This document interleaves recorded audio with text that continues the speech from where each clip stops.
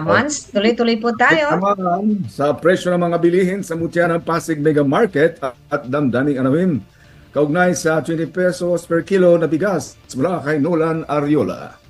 Maraming salamat mga kapanalig, Nanay Jing at Monsignor Pepe. Narito ang presyo ng mga pangunahing bilihin sa mutya ng Pasig Mega Market. Sa presyo ng local rice na atiling 34 pesos pa rin ang pinakamurang bigas sa pamilyang ito.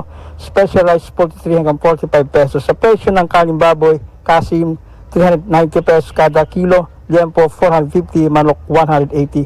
Sa presyo ng isda, galunggong 100 pesos kada kilo, tulingan 180, tilapia 120, tambakol 160, yellowfin 160, labahita 200 pesos kada kilo, maya-maya 200 pesos, dalagang bukid 200 pesos, aluman 300 pesos, hiwas 260, salay-salay 280, matambaka 300 pesos kada kilo, sapsap 520, tawilis 120, bisugo 360, maya-maya 400 pesos, bangus dagupan 240 pesos kada kilo. Sa presyo ng mga gulay, kamatis 40 hanggang 50 pesos kada kilo, sibuyas na pula 100 hanggang 140 pesos kada kilo, sibuyas na puti 100 hanggang 140 pesos, bawang 140 hanggang 170 pesos kada kilo, kalamansi 90 pesos, luya 150 hanggang 220 pesos, patatas 70 hanggang 100 pesos, carrots 70 hanggang 100 pesos kada kilo, bagyo beans 80 hanggang 100 pesos, pechay bagyo 60 hanggang 100 pesos ang kada kilo,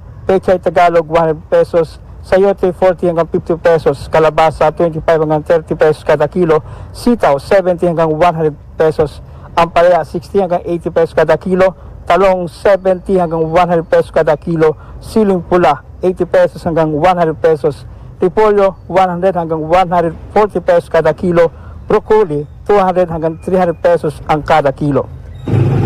Sir, nararapat ba na ipagpaliban pa ang pagbebenta ng 20 pesos na kilo ng bigas hanggang matapos ang halalan at bakit? Abay, kung talaga yung bebenta nila, ngayon pa lang ibenta na nila ng 20 pesos per kilo yung bigas. Ngayon, kung pagkatapos ng election, taas na uli yung presyo ng bigas, abay, doon mo na makikita na yung kasalukuyang administrasyon pala ngayon, budolero yun pala.